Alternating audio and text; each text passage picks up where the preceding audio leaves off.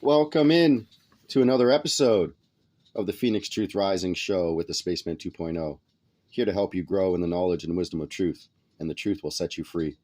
With the best history lesson and spiritual insights on the planet, exposure of the Illuminati's plan of world conquest and control is the death knell to the New World Order. Let's get right back into Phoenix Operator Owner Manual, your flight instructions for the Phoenix, so that you can reclaim your rightful inheritance of the Father's kingdom. So today I got a special edition of information for you from the Phoenix sources, of course, the Phoenix Connection journals, which go over the real physics of the universe and how it equates to your mind and how it truly works. We'll get into that quite easily as it flows right into that after I go over the second law, number 4 and number 5. So today we're going to go over, you shall not use the name of God irreverently, nor use of it to swear to a falsehood, and remember God's day and keep it holy. So number 4, you shall not use the name of God irreverently, nor use of it to swear to a falsehood. This means you shall not cast blame against or curse another in the name of the Father in your thoughts, words, or deeds. You must take full responsibility for your own errors or transgressions against self or others. And so when you blame, curse, resent, and condemn another being, you are also blaming, cursing, resenting, and condemning God, your Creator, who exists as the flame of immortal life within you and within all others. So as you cast outward the blame of irresponsibility and denial, it must return to you until the lesson is learned by you, who is the creator of the transgression in the first place upon the one self. Aren't we all guilty of doing that? I am. Blaming.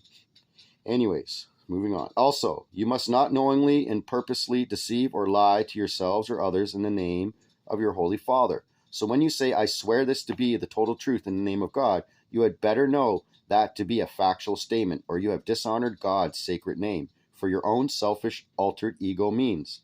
This does not mean that with the tyranny that exists with the injustice systems of the world, that you must sacrifice your life for the telling of a truth in a court of the unlawful. In this case, as in all situations you encounter, you must use your God-given senses and ask for His guidance and protection in your circumstance. This in no way means you will not tell the truth as you perceive it to be, but you must trust the power of God within you to always give you what you need for guidance and protection. This is what Emmanuel told the Pharisees and scribes about oaths. Woe unto you, you blind leaders of false teachings who say, if a person swears by the temple, that does not count. But if a person swears by the gold in the temple, that binds him. You fools and blinded ones, you are the offspring of evil. Why do you let people swear, knowing that an oath is not binding and is a worthless act?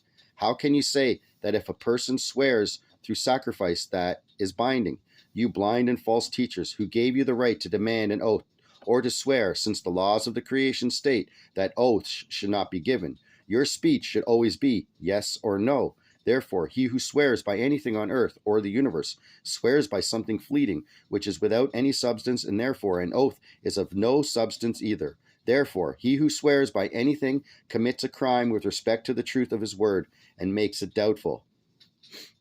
Little side note, go look up the Kol Nidra as a change from the last day of the Kol Nidra to this day, to the next day of the Kol Nidra. So that means you're admonished from all promises, oaths, and contracts that you make to any Goyim, basically, from this day forward to the next day of atonement, because they've already been forgiven. They've changed it so they're already pre-forgiven. It's actually quite amazing, and the oaths they take, the Kol Nidra, check it out.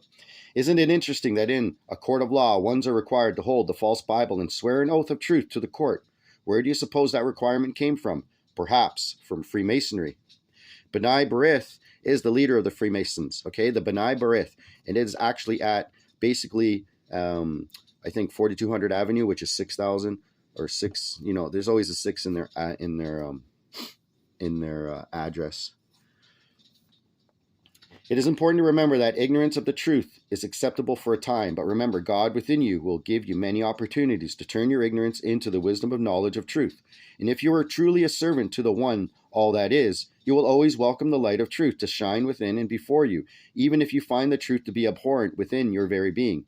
This means that you cannot hide behind the blind ignorance which rules you by fear and denial of responsibility.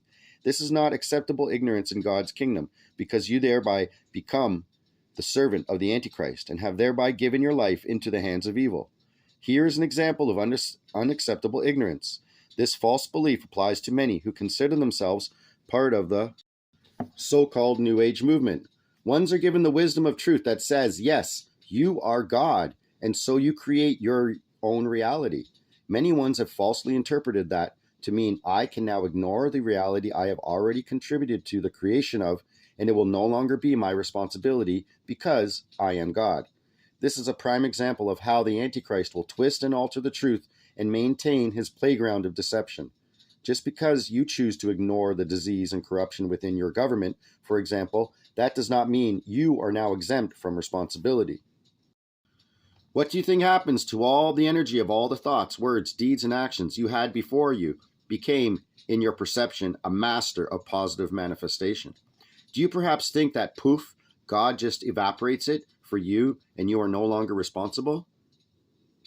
Or do you think to yourself, well, this government corruption and war and economic crisis and possible food shortage is all just doom and gloom ugliness that others choose to acknowledge, and it's not my fault, so as long as I don't bring it, doom and gloom, within my reality, it's not true and doesn't exist for me?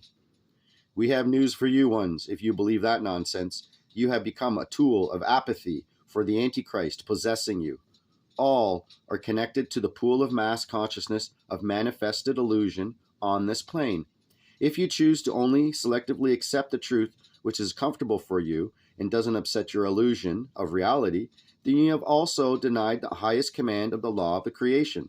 Achieve the wisdom of knowledge, inasmuch as this will enable you to wisely follow the laws of the creation. Number 5, remember God's day and keep it holy. Now, within the so-called Christian Bible, this law has been interpreted as a day, and the day that was chosen by humans was the one called Sunday, and also called the Sabbath. This was the day which humans said that no work could be done, and you must go to their church and pray. Repent and give thanks, because this was God's day. We must tell you this is not correct, because all days in the kingdom of God and the creation are His. This means you must keep all of your days holy in reverence to the divine Holy One presence of God within all of the creation. Every day you must, as part of your prayer, acknowledge and give thanks and honor unto God and the creation for all the blessings of abundance, wisdom, and life, which the Father within you has bestowed upon you. Remember this about the true purpose and power of prayer and meditation. Prayer is asking for guidance from the Father within for what you need to know in order to sustain in His service. And in all things, Father, not my will, but thine will be done. Meditation then is receiving that information from the Father within to sustain in His service. Eventually, you will all be in a constant state of meditation and communion, mutual participation or sharing with the Divine Father within. Now, Sunday has also been called God's day of rest. This is not logical. What about the farmer who has animals and his fields to tend? This is not to say that you cannot rest, but your rest may be on Monday or Wednesday, or maybe just an hour or two each day. It will be different for every human depending on the conditions of his service to God. When the cycle of time comes, when all is returned to the one of the creation, there is a period of what might be termed as rest. This means that life as you know it in this illusion will cease to exist. It is one of the great mysteries which measures in cycles the ebb and flow of the one divine source of all that is. Until that time, God within you will guide you as to when the necessary times of rest are for you.